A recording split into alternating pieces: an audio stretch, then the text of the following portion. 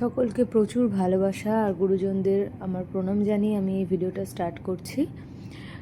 যারা পার্ট 1টা শুনেছেন তারা জানেন যে পার্ট 1-এ আমি আলোচনা করেছিলাম যে ম্যানিফেস্টেশন কিভাবে করবেন সেই বিষয়ে।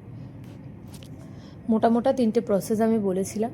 এক হচ্ছে আপনাদের প্রচণ্ড পজিটিভ থাকতে হচ্ছে, 2 হচ্ছে আপনাদের ইমাজিনেশন পাওয়ার বাড়িয়ে সেই অ্যালাইনমেন্টে আপনাদের যেতে হচ্ছে, আর 3 নম্বর পয়েন্ট হচ্ছে লেট গো করতে হচ্ছে, আপনাকে ডিট্যাচ হয়ে যেতে হচ্ছে আপনার চাহিদা থেকে, আপনার আশা থেকে, আকাঙ্ক্ষা থেকে, তারপরে ইউনিভার্স আপনাকে সেই জিনিসটা দিচ্ছে।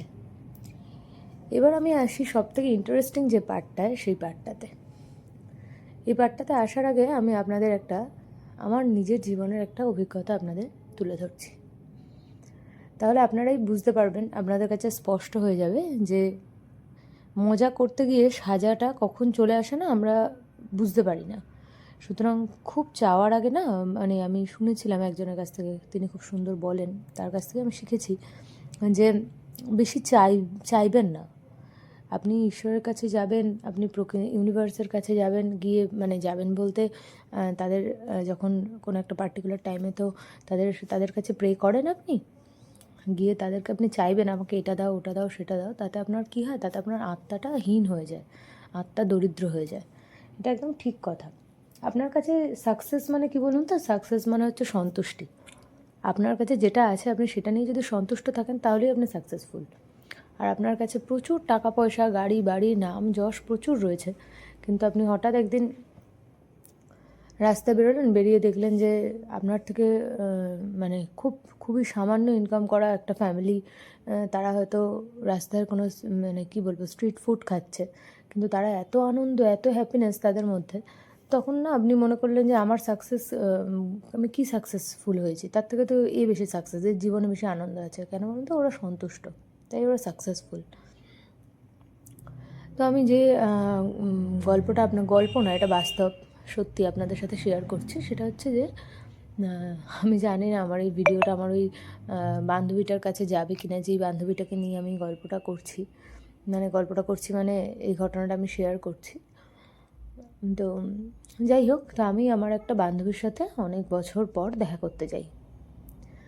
তো যথারীতি তখন সেই বান্ধবীটা ডিভোর্সি বলা ভুল, কারণ তখনও তার ডিভোর্সটা পেন্ডিং আছে। তার বর তাকে ডিভোর্স দিচ্ছে না। হঠাৎ তার বরের একদিন মনে হয়েছে, হঠাৎই, যে সে খুব মানে আর কি কী বলবো, আমি খুব মানে এক একজন হয় না, আমি খুব অনেস্ট, আমি বলেই দিচ্ছি যে হ্যাঁ, আমি তোমাকে ছাড়া আরও 5 জনকে চাই। আমি খুব অনেস্ট, আমি বলেই দিচ্ছি সেটা। আমি তোমার সাথে থাকতে আমার দেখো বোরিং লাগছে, আমি তোমাকে ছাড়া আরও 5 জনের সাথে চাই, লাইফটাকে আমি এনজয় করতে চাই। হ্যাঁ, আমি বিয়ে করেছিলাম, কিন্তু এখন আমি ভাবছি যে আমি এই সম্পর্কটা আর থাকবো না। একদম এটা স্ট্রেট ফরওয়ার্ড। তাহলে কত অনেস্ট বলুন? এটা আপনারা একটু যারা শুনছেন, তারা যদি শুনে থাকেন তাহলে কমেন্ট করে জানাবেন তো, এটাকে কি আপনারা অনেস্টি বলবেন? এটাকে আপনারা কি বলবেন?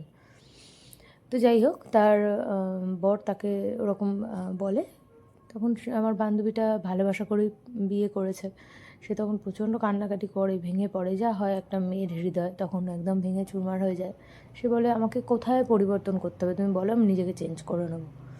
না, তোমার মধ্যে চেঞ্জ করার ব্যাপারটা না, আমি আর এই কমিটমেন্টটার মধ্যে থাকতে চাইছি না, এই কমিটমেন্টের বাঁধনে আমি আর থাকতে চাইছি না। আমি আর জীবনটাকে ফ্রিলি এনজয় করতে চাই। আমার ভালো লাগে মেয়েদের সাথে কথা বলতে, আমি আরও 5টা মেয়ের সাথে গল্প করবো, কথা বলবো। তো এইরকম হয়, সেই মেয়েও ছাড়বে না, মানে আমার বান্ধবীও ছাড়বে না, আর ছেলেটাও থাকবে না। এরকম কষাকষিতে মানে টানাপোড়েনের মধ্যে বান্ধবীটা প্রচুর চেষ্টা করে তার অফিস কলিগের কাছে, এর কাছে, তার কাছে গিয়ে, কিন্তু যে থাকতে চায় না তাকে কি জোর করে আটকে রাখা যায়? কান্নাকাটি, আমাদের সংসার ভেঙে যাচ্ছে, আপনারা কিছু করুন। তো এমনকি মানে এই ঝামেলা অশান্তি এমন জায়গায় গড়ায়, ছেলেটা জেল অবধি ছেলেটা খাটে। ঠিক আছে, ছেলেটাকে 18 দিনের মতন জেল অবধি খাটায়, এবং তারপরে মানে আর কি ওকে বার করে দেয়, আমার বান্ধবীকে বার করে দেয় বাড়ি থেকে। তো গয়নাগাটি কিছু দেয়নি। বান্ধবীটার বিয়ের সময় যে গয়নাগাটি বান্ধবীটার বাড়ি থেকে দিয়েছিল, মানে ছেলেটার বাড়ি থেকে যে গয়নাগাটি, সেগুলো তো বাদই দিচ্ছি, কিন্তু বান্ধবীটার বাবা, মানে আমার বান্ধবীর বাবা যে গয়নাগাটিগুলো দিয়েছিল, সেই গয়নাগাটির কিছুই দেয়নি।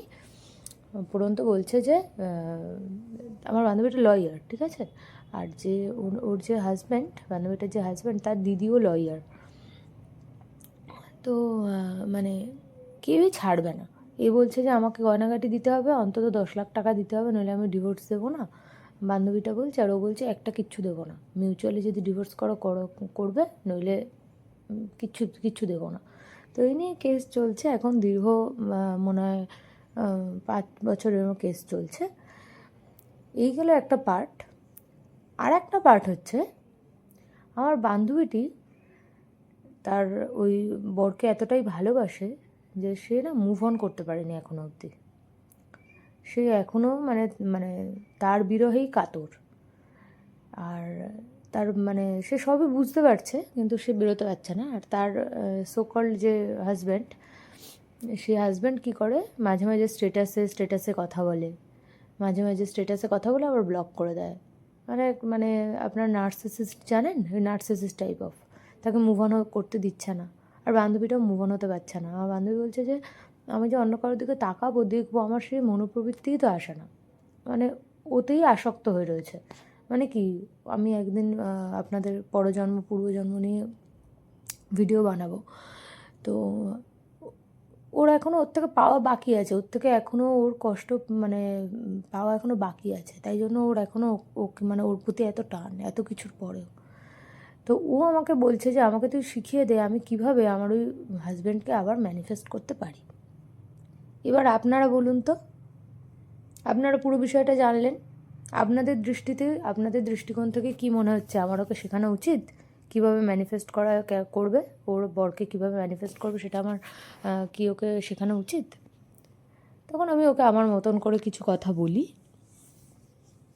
সোলের সাথে কনভারসেশনের কথা আমি বলি, সেই নিয়েও আমি আপনাদের পরে ভিডিওতে অবশ্যই জানাবো।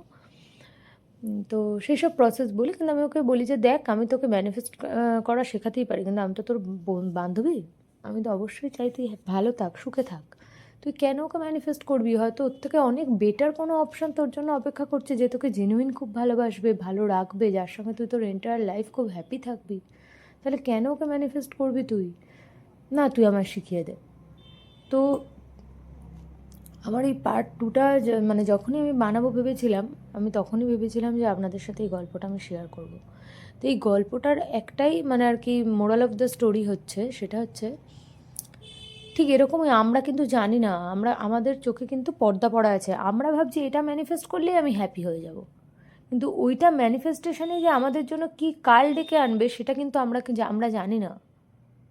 সেই কারণেই হয়তো আমাদের ধর্ম তো অনেক উচ্চ মার্গের, আমাদের ধর্মে কখনোই শেখায় না যে ফলের মানে কর্মের আগেই ফলের আশা করে নাও, এটা কখনো শেখায় না। বলে যে তুমি তোমার কাজ করো, যেটা হবে সেটাকে অ্যাকসেপ্ট করো, ঈশ্বরের প্রতি ভরসা রাখো, নিষ্কাম কর্ম করো।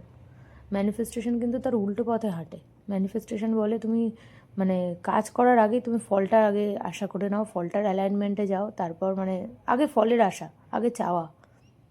আর তাও কি, তুমি কিন্তু জানোই না, আজকে আপনি বুঝতে পারছেন, আমি বুঝতে পারছি, বাকিরা বুঝতে পারছে, কিন্তু ওর বয়ফ্রেন্ডের মানে সোকল্ড মানে হাজব্যান্ডের মোহে এতই মোহগ্রস্ত যে ও বুঝতেই পারছে না যে এর পরবর্তীকালে যদি ও যায়, তাহলে ও আজকালকার যা দিনকাল, ও মারা অবধি যেতে পারে, ওকে মেরে অবধি ফেলতে পারে ওই ছেলেটি। তো যাই হোক, মানে যেহেতু থাকতে চাইছে না, জোর করে ওরকম করে রাখা যায়, যদিও বা ম্যানিফেস্ট করে, ইউনিভার্স তো দিয়ে দেবে, তখন ইউনিভার্স বলবে, ওই শ্রীকৃষ্ণের একটা কথা আছে যে বারবার বোঝালেও যদি কেউ না শোনে, বারবার শেখালেও যদি কেউ না শোনে, তাহলে শাস্তি তার জন্য শিক্ষা। তো আপনাকে ইউনিভার্স দেখাচ্ছে, বোঝাচ্ছে, বলছে, এত কিছু হলো, তারপরেও যদি আপনি মুভ অন করতে না পারেন, মোহ কাটাতে না পারেন, মায়া কাটাতে না পারেন, আপনি আবার ওটাতেই ম্যানিফেস্ট করবেন বলছেন, তো সেরকম হলে তো তাহলে আপনার মানে বিপদ অবধারিত, তাই না? তো আমরা বুঝতে পারি না, জানেন তো, যে কোনটাতে আমাদের মানে বিপদ আর কোনটাতে আমাদের মানে আর কি উন্নতি, আমরা জানি না। আমরা তো আমাদের মতন করে কল্পনা করছি, যেমন আমার বান্ধবীটি কল্পনা করছে যে ওর হাজব্যান্ডকে যদি আবার পেয়ে যায়, আবার সুখে শান্তিতে সংসার করবে, তাই না? তো আমরা ওরকম ভাবছি কোনো কিছু ম্যানিফেস্ট করার আগে, যে প্রচুর টাকা ম্যানিফেস্ট করে নেবো আর বিশাল লাইফ একদম ঝিঙ্গালালা হয়ে যাবে একদম। কিন্তু তারপর দেখলেন প্রচুর টাকা ম্যানিফেস্ট করলেন, ওই টাকা নিয়েই বাড়িতে অশান্তি, তুই আরও টাকা দে ফ্যামিলিতে, বা আপনি যদি বিবাহিত হন তুমিও সমান আরও খরচা করো, তখন দেখবো ওই টাকা শর্ট পড়ে যাচ্ছে, তখন মনে হয় এর থেকে আগে টাকা ছিল না ভালো ছিলাম, ওই টাকা যেন আরও বেশি দূরত্ব বাড়িয়ে দিল। সুতরাং আমার যেটা মনে হয়, আমার জ্ঞান খুবই সীমিত, তবু আমি যেটা বুঝেছি সেটা আপনাদের সঙ্গে তুলে ধরছি। যদি কোনো কিছু ম্যানিফেস্ট করতেই হয়, এটা ম্যানিফেস্ট করবেন ঈশ্বরের কাছে, ইউনিভার্সের কাছে, যে আপনি যেন সবসময় তার পায়েতে থাকতে পারেন, পায়ের কাছে থাকতে পারেন, তার সান্নিধ্যে থাকতে পারেন, আপনার যেন বিকারগ্রস্ত মন না হয়ে পড়ে, আপনার মন যেন, আপনার চোখ যেন লোভেতে জল করে না ওঠে, আপনার মন যেন বিকারগ্রস্ত না হয়ে পড়ে। আমি জানি এই কথাগুলো শুনলে অনেকেরই অনেক কিছু মনে হতে পারে, তারা করতে পারেন, ম্যানিফেস্ট করতে পারেন। ম্যানিফেস্টেশনের আরও প্রচুর মানে আর কি আমি উদাহরণ দিতে পারি আমার নিজের জীবনের, কিন্তু ভিডিও অনেক লেন্দি হয়ে যাবে সেটা করতে গেলে। তো আমি এরকম মানে ম্যানিফেস্ট করেছিলাম, একই রকমভাবে সোলমেট ম্যানিফেস্ট করেছিলাম। তো সোলমেট যখন এসছে জীবনে, তখন তো একদম প্রথম খুব একদম মানে দারুণ দারুণ দারুণ, কিন্তু সোলমেটের সাথে সাথে যে সোলমেট আরও অনেক কিছু নিয়ে এসছে, সেগুলো তো আমি মানে যেগুলো ম্যানিফেস্ট করেছি, যেরম চেয়েছি একদম সেরমই পেয়েছি, সেগুলোই পেয়েছি, কিন্তু সেগুলোই সে দিয়েছে, সেগুলোই সে করেছে। এমনকি আমি মানে আর কি মানে আপনাদের কি বলবো, তখন আমি একটু চাইল্ডিশ ছিলাম। তো আমি সোলমেট ম্যানিফেস্ট করার সময় বলেছিলাম, ভেবে ভেবে আমি বলেছিলাম যে দোকানদার আমি ম্যানিফেস্ট করতে চাই। কেন না, দোকানদার হলে সে দোকান ছেড়ে কোথাও নড়বে না, মুদির দোকান হবে। আমি ভেবেছিলাম মুদির দোকান ছেড়ে দোকানদার কোথাও নড়বে না, তার জগৎ থাকবে না দোকান, আর বাড়ির নিচে হবে দোকান, সে দোকান থেকে ঘর আর ঘর থেকে দোকান করবে, তাহলে আমার চোখে থাকবে, তার আর কোনো জগৎ হবে না। আর হয়েছেও সেটাই। পরে আমি ম্যানিফেস্ট করার সময় আবার এটাও করেছি, না মুদির দোকান হবে না, মুদির দোকান খুব বোরিং হয়, অন্য কোনো দোকান, মুদির দোকানের লোকেরা দেখছি যে খুব বোরিং। তখন দেখছি সব মানে আমি রাস্তায় হাঁটতে বেরোতাম বিকেলবেলা করে, তখন যে 3টে মুদির দোকানের ছেলে আমাকে লাইন মারছে। এবার তখন আমার মনে হলো যে 3টে মুদির দোকানের ছেলে দেখছি শীত মানে গ্রীষ্ম বর্ষা এক প্যান্ট এক জামা পরে মুদির দোকানে বসে আছে তারা। আমি এখন বুঝলাম যে তাদের লাইফ অত্যাধিক বোরিং। আমি মানে এরকম ফিল করলাম আর কি, বুঝলাম না, মানে জাজ করিনি, ফিল করেছি আর কি জিনিসটা। এরকম না, এদের মানে খুব বোরিং লাইফ, তো এটা আমার করা যাবে না, অন্য কোনো দোকান হবে, বাড়ির নিচেই একদম দোকান হবে, সে একদিন করে ছুটি নেবে, ঘুরবে, এনজয় করবে, কিন্তু দোকানদার আমার চাই। বিশ্বাস করবো না, দোকানদারই ম্যানিফেস্ট করেছি, এবং যা তার মধ্যে যে মানে কোয়ালিটিস চেয়েছিলাম সব কোয়ালিটিস রয়েছে, কিন্তু এই কিন্তুটাতেই পার্ট 2, ভিডিওর পার্ট 2 হচ্ছে কিন্তুটাতে। কিন্তু এমন অনেক কিছু তার মধ্যে এসছে যেগুলো আমি আশা করিনি, এবং যেগুলো আমার ওপর খুব ভারী পড়েছে। সুতরাং কিচ্ছু ম্যানিফেস্ট করার দরকার নেই, কিচ্ছুটি ম্যানিফেস্ট করার দরকার নেই। আপনার যেমন পাত্র তৈরি হবে, সেই পাত্র অনুযায়ী আপনাকে সেরকম জিনিস দান করা হবে সেই পাত্রে। আপনার পাত্র রয়েছে একটা গ্লাস, আর আপনি চাইছেন যে একটা মানে কলসির সমান জিনিস আমার পাত্রের মধ্যে দাও, আপনি নিতে পারবেন না তো। সুতরাং ইউনিভার্স তো বাবা মা বোঝে যে বাচ্চা বায়না করুক, আমি জানি ওর জন্য কোনটা ঠিক কোনটা ভুল, আমি ওকে সেটাই দেবো যেটা ওর জন্য ঠিক, আমি ওকে সেটাই দেবো না যেটা ওর জন্য ঠিক নয়। সুতরাং তার হাতে না অর্পণ করে দিন। আপনি ম্যানিফেস্ট এটা করুন যে তুমি আমার জন্য যেটা করবে আমি যেন সেটা সানন্দে গ্রহণ করতে পারি, সেই রকম ক্ষমতা আমাকে দাও, সেরকম ক্যাপাবিলিটি আমাকে দাও, আমি যেন সব তোমার নামে সব অর্পণ করতে পারি, যাই হবে যেটাই হবে সেটাই তুমিই করাচ্ছ, তোমারই দান, সেটা যেন করতে পারি। আমি যেন আমার নিজের মধ্যে মানে যত খারাপ কোয়ালিটিস আছে সেগুলোকে ত্যাগ করে দিতে পারি, আমি যেন আমার মধ্যে অনেক ভালো কোয়ালিটিস আনতে পারি। যদি একান্তই ম্যানিফেস্ট করতে হয়, আমার মনে হয় হয়তো জ্ঞান শোনাচ্ছে, খুব জ্ঞানের বাণী শোনাচ্ছে, কিন্তু দেখতে পারেন ম্যানিফেস্টের ওটাই পন্থা। আপনারা যদি মনে করবেন যে প্রথম পার্টটা করে ম্যানিফেস্ট করে একদম মানে খুব একদম মানে দারুণ মজা, ওই যে বলেছি না ম্যানিফেস্টেশন দারুণ মজা, তো একটু মজা পাবেন, বুঝতে পারবেন, প্রথম খুব মজা লাগবে, কিন্তু মজার পরে যখন সাজাটা পাবেন না, সেটা আপনি নিতে পারবেন না, সেটার জন্য আপনি প্রস্তুত ছিলেন না, সেটা আপনি নিজে যেচে এনেছেন। সবাই খুব ভালো থাকবেন, সুস্থ থাকবেন। জয় শ্রী গণেশ। রাধে রাধে। জয় গোবিন্দ।